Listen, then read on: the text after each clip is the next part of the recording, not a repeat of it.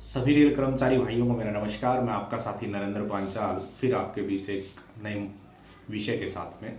दोस्तों, आज का विषय रहेगा निलंबन का, जिसको आप सस्पेंशन बोलते हैं। बहुत सारे रेल कर्मचारी को बेवजह सस्पेंड कर दिया जाता है और अनुशासनिक प्राधिकारी सस्पेंड कर भी सकता है। ये उसकी शक्तियाँ हैं शेड्यूल ऑफ पावर में।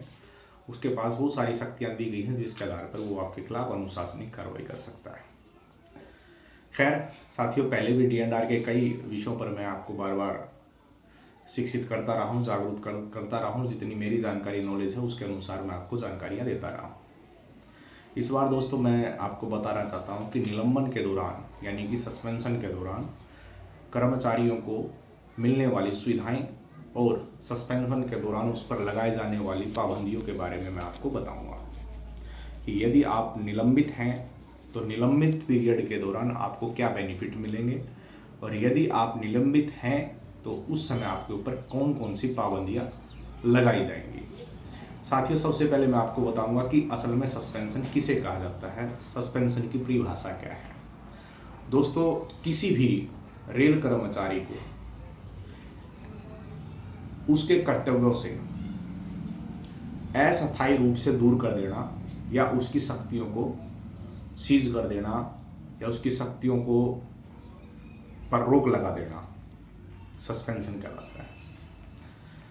यह सस्पेंशन अनुशासनिक कार्रवाई के लिए किया जाता है। यदि किसी कर्मचारी की जांच चल रही है तो कर्मचारी को 90 दिन तक भी सस्पेंड रखा जा सकता है जब तक उसकी जांच कार्रवाई पूरी नहीं हो जाती।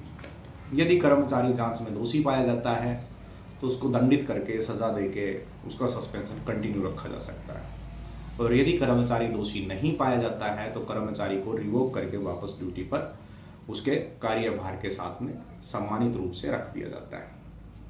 तो साथियों, चलिए सीधा टॉपिक पर चलते हैं कि सस्पेंशन के दौरान मिलने वाली सुविधाएं।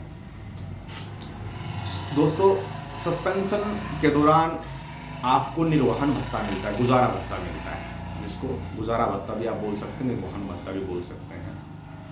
ये पूरा वेतन नहीं मिलता, लेकिन वेतन को घटा करके आपको गुजारा भत्ता दिया जाता है ताकि आपको कहीं पर भी जांच में शामिल होने के लिए आने जाने में किसी प्रकार की तकलीफ ना हो, परिवार के भरण पालन पोषण में आपको कोई किसी प्रकार की परेशानी ना हो, इसलिए यह गुजारा भत्ता आपको दिया जाता है। दूसरा दोस्तों, मैं बात कर रहा हूँ आपको मिलने वाली सुविधाओं की। दूसरा, मुख्यालय से बाहर आपको यदि न्यायालय में गवाही देने के लिए जाना है या फिर किसी प्रकार की डिपार्टमेंटल इंक्वायरी में भाग लेने के लिए जाना है या शामिल होने के लिए जाना है तो आपको उस समय आप यात्रा भत्ता क्लेम कर सकते हैं, आपको उसका बेनिफिट मिलेगा।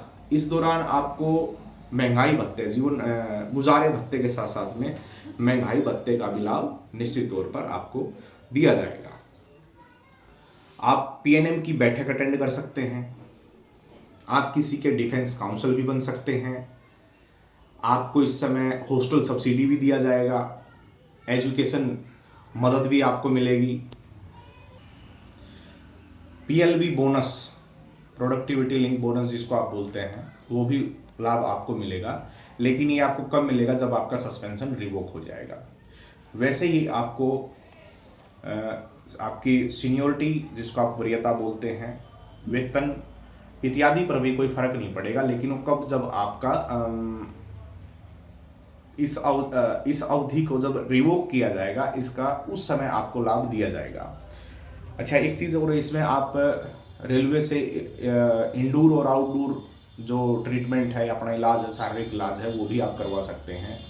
और यदि किसी की PF धनराशि है उसको आप एडवांस निकलवा भी सकते हैं, और अंतिम रूप से भी आप उसकी निकासी कर सकते हैं। ये है निलंबन के दौरान मिलने वाली आपको सुविधाएं। अच्छा, निलंबन के दौरान आपके ऊपर जो पाबंदियां लगाई जाती हैं वो कौन कौन सी हैं? सबसे पहले पाबंदी दोस्तों आपके ऊपर लगाई जाती है कि आप बिना किसी पूर्वानुमति के, बिना किसी परमिशन के आप हेडक्वार्टर नहीं छोड़ सकते हैं। ये निलंबन का यानी सस्पेंशन का ये पहला नियम है। यदि किसी के पास रेल आवास है और वो किराया मुक्त था, आपके पास रेल आवास है लेकिन आप उसका HRA नहीं दे रहे थे, तो उसका भी भुगतान आपको करना पड़ेगा। रहे आपकी वेतन वृद्धि है, उस पर रोक लगा दी जाएगी, ये आपकी पाबंदी है। जेसीएम और पीएनएम जैसी जो मीटिंग है उनको अटेंड करने के लिए आपको किसी प्रकार का यात्रा पास नहीं दिया जाएगा। रेजिडेंशियल जो कार्ड है, रेजिडेंशियल कार्ड पास जिसकी मैं बात कर रहा हूँ, उसका भी लाभ आपको नहीं दिया जाएगा। अच्छा, सबसे बड़ा इसमें विषय आएगा, आपको कोई किसी भी प्रकार का पेशा, व्यापार, रोजगार करने पर पूर्ण रूप से पाबंदी रहेगी। साथियों, ये थी आपकी छोटी सी जानकारी सस्पेंशन को लेकर। उम्मीद करता हूँ आपको मेरी ये वीडियो अच्छी लगी होगी, तो निश्चित तौर पर अपने रेल कर्मचारी भाइयों के बीच साझा करें और उनका ज्ञानवर्धन करें। धन्यवाद, जय हिंद।